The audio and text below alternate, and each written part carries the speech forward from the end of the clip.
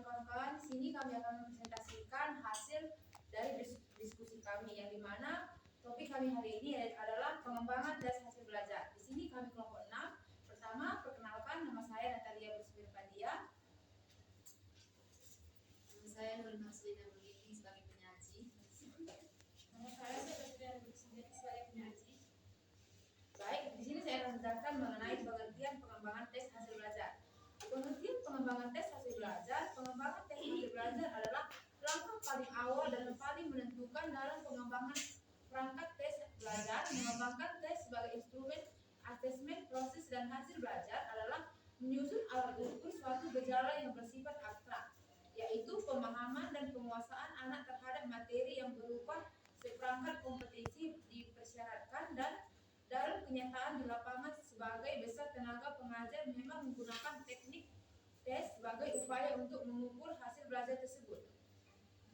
Karena demikian, sering pengajar menyusun tes hasil belajar justru sering menimbulkan kecerobohan karena menganggap hal ini sebagai hal yang sudah biasa atau umum dilakukan dan kurang mempersiapkan secara alternatif. Kemudian akan dilanjutkan oleh Marcel. Prosedur pengembangan tes hasil belajar. Pengumpulan data hasil belajar adalah model pengumpulan data yang dipengaruhi oleh cara bekerja pengumpulan data dalam ilmu alam yang dilakukan dengan mengukur. Hal yang sama mempengaruhi proses pengumpulan data hasil belajar dalam pendidikan, di mana data dikumpulkan dengan melakukan pengukuran untuk menghindarkan prasangka subjektivitas dalam pengumpulan data-data kuantitatif diperoleh melalui proses kuantifikasi. Kuantifikasi dilakukan dengan cara mengukur. Mengukur adalah kegiatan membandingkan sesuatu yang diukur dengan alat ukur. Pengukuran manusia memungkinkan usaha memahami manusia dapat dilakukan secara objektif. Adapun prosedur pengembangan tes hasil belajar melibatkan kegiatan identifikasi hasil belajar, deskripsi materi, pengembangan spesifikasi, penulisan butir dan kunci jawaban, pengumpulan data uji coba, pengujian kualitas butir dan perangkat. Pengujian kualitas butir dan perangkat serta komplikasi secara lengkap. Prosedur itu diurutkan sebagai berikut. Yang pertama, identifikasi hasil belajar. Hasil belajar harus diidentifikasi bidang studi yang hendak diukur hasil belajarnya. Tujuannya agar pengajar bisa memahami dan menilai kondisi hasil belajar setiap siswa. Di samping itu, hasil belajar juga harus diidentifikasi aspek mana yang diukur ranah kognitif, afektif, dan psikomotorik. Yang kedua, deskripsi materi. Dalam pengumpulan data atas gejala alam, objek kajian adalah objek dalam alam. Sedangkan hasil belajar dalam predikat objek kajiannya adalah perilaku siswa dalam suatu hasil belajar. Untuk mengukur objek alam, maka pengukur harus mengetahui objek yang hendak diukur dengan baik. Sedangkan dalam pendidikan, pengukur harus mengetahui dengan baik hasil belajar yang hendak diukur. Informasi mengenai hasil belajar yang hendak diukur dalam usaha memahami hasil belajar diperoleh dari materi tentang hasil belajar. Yang ketiga, pengembangan spesifikasi. Spesifikasi dikembangkan agar dua atau lebih pengembangan atau developer tes hasil belajar menghasilkan tes hasil belajar yang sama kualitasnya.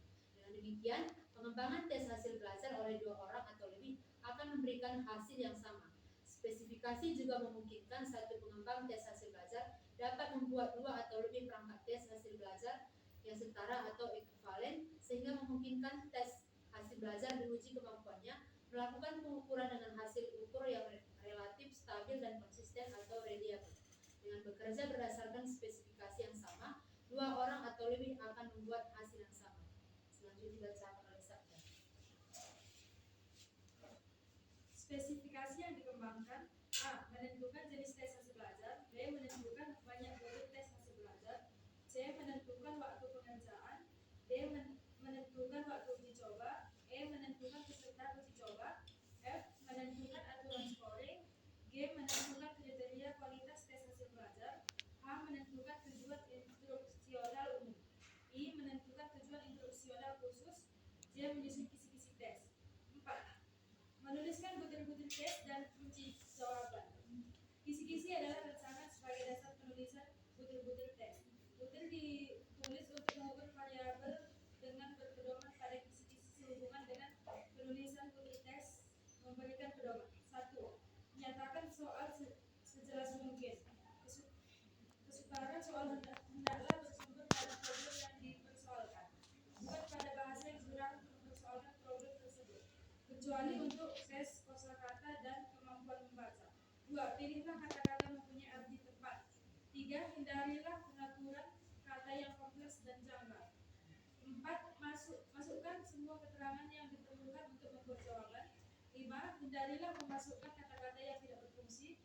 6. Rumuskan soal secepat mungkin. 7. Sesuaikan taraf kesukaran soal dengan kelompok dan tujuan yang dimaksudkan.